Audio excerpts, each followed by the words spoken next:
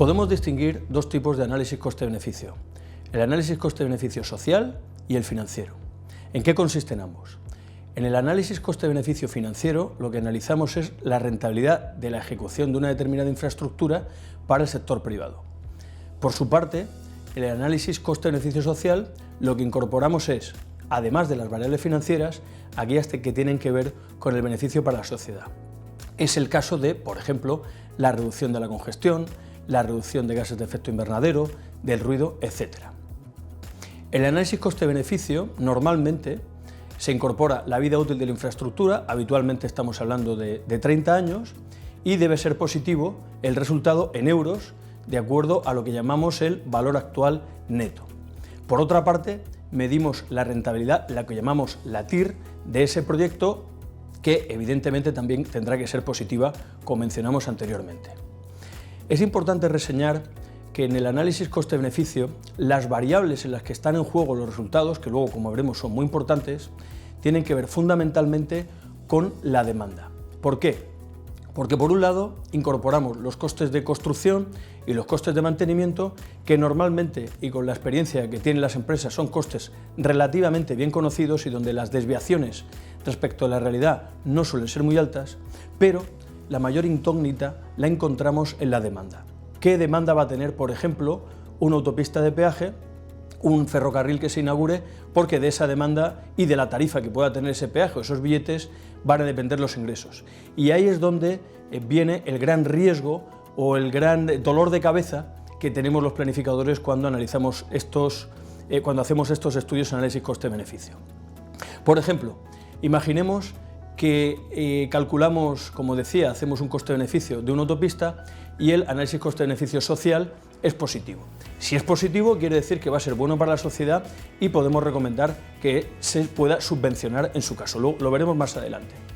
Pero ¿qué puede ocurrir? Si hemos sobreestimado la demanda, lo que ocurrirá es que estaremos ofreciendo un resultado aparentemente positivo para la sociedad, pero que en realidad no lo es.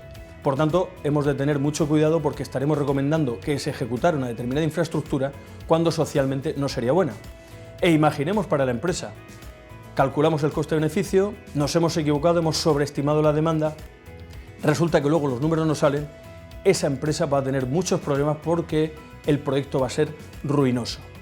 Pero también tenemos la situación inversa, resulta que podemos ser excesivamente conservadores y un proyecto, por ejemplo, de un ferrocarril de alta velocidad que pueda ser positivo para la sociedad, resulta que salga negativo y no lo vamos a financiar con dinero público, al menos parcialmente. Y lo mismo para las empresas. Una empresa puede optar por no presentarse a una determinada licitación, a un determinado concurso, porque piense que los números no le cuadran y, sin embargo, la realidad es que sí existe suficiente demanda. Por tanto, es muy importante los estudios de demanda para poder afinar los resultados de ese coste-beneficio y la rentabilidad tanto social como financiera del proyecto. Tres apuntes importantes metodológicos acerca de cómo debemos calcular ese valor actualizado neto y esa rentabilidad, esa TIR del proyecto. No debemos incluir en esos cálculos, de acuerdo con las recomendaciones de la Unión Europea, a la que luego también nos vamos a referir, no debemos incluir ni la amortización, ni los impuestos, ni la inflación. Es muy común ver que a lo largo de esa vida útil, cuando plasmamos el desarrollo del análisis coste-beneficio, incluimos algunas de estas variables.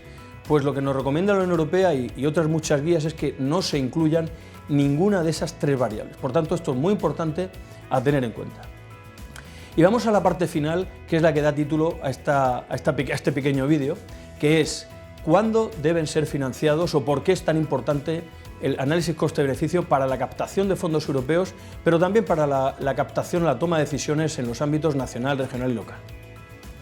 En ese sentido, debemos acudir a la guía coste-beneficio de análisis de proyectos de infraestructuras, elaborada por la Comisión Europea, porque ahí nos expone cómo debemos realizarlos para efectivamente comprobar si son positivos o si no lo son.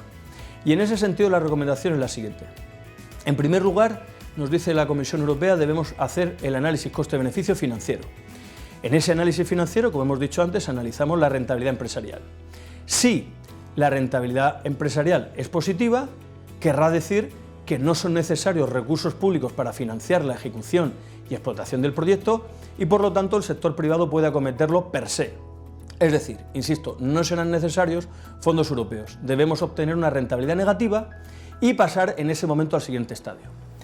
En el siguiente estadio ya se analiza, se calcula el coste-beneficio social, es decir, a esas variables financieras del análisis coste-beneficio financiero le añadimos las variables sociales, la congestión, el ahorro de tiempo, todo lo que tiene que ver con variables ambientales, y de esa forma calculamos si socialmente es positivo el proyecto.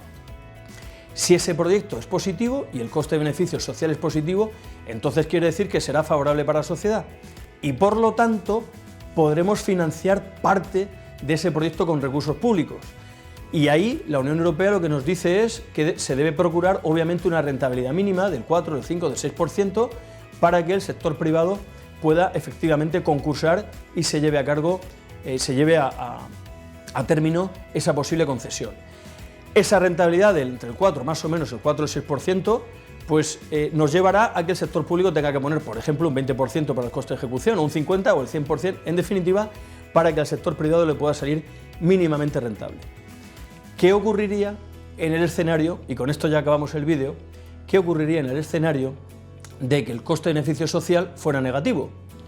Pues simplemente que el proyecto no se financia, no se ejecuta, porque no es socialmente favorable para la sociedad. Muchas gracias.